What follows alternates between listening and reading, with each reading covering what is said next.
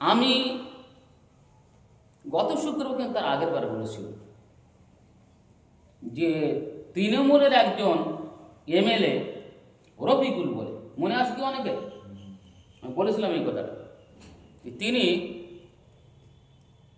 পূজার ব্যাপারে বলতে গিয়ে বলেছেন যে মসজিদের মাইক বন্ধ রাখতে হবে। এটা আমি বলেছিলাম।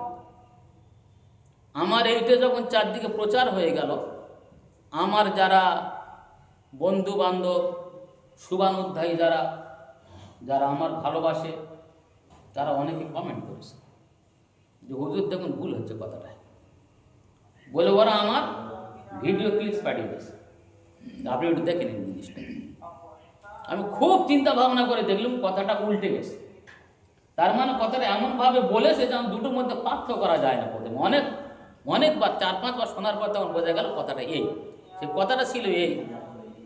উনি বলছেন যে এই যেখানে পূজা মণ্ডপ আছে আর তার আশপাশে মসজিদ আছে, তাহলে তাদের কাছে আমার আবেদন যে মসজিদের নামাজ হয় ফজর জোহর আসর মাগরিব এশা, তাহলে 5 মিনিট করে ধরুন 15 মিনিট কি 25 মিনিট যদি দেওয়া যায়, যদি মাইক বন্ধ রেখে দেওয়া যায় তাহলে খুবই ভালো।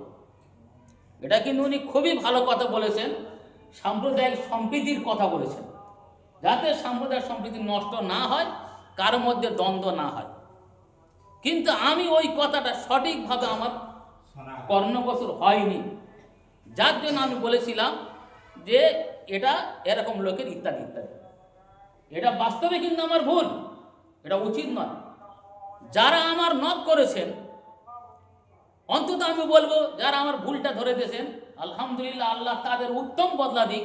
তারা প্রকৃত বন্ধু, যারা ভুলটা ধরিয়ে দেয়, এরা প্রকৃত বন্ধু কিন্তু।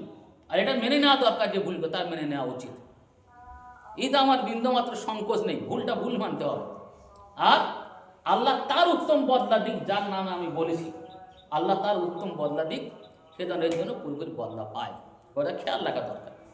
এই মানুষটা ভালো হবে যে মোটামুটি কথা তার নিজের ভুলটাকে সে স্বীকার করবে, সে মতের পরিচয় দেবে। আর যদি আমি বলি আমি ভুল করি, তাতে কি আজকে দেখে স্যার কে ধরে যা বলিস তা বলেছি, কথাটা তার কাছে না পৌঁছালেও, কি সে কিছু না বললেও, কিয়ামতের দিনে যদি ওই লোকটা আমার বিরুদ্ধে দাঁড়িয়ে যায় আল্লাহর কাছে, সেদিন আমি কি জবাব দেবো? তখন কি আমি আমার নেকেটে কেটে তার দেবো? এটা উচিত না। কথা বুঝে আসছে? কিন্তু আমাদের সবসময় চিন্তা করতে হবে যে আমরা যেন ভুলটা না বলি। যদি ভুল কেউ ধরিয়ে দেয়, সঙ্গে সঙ্গে সেটাকে রুজু করা, এটা রুজু করা উচিত।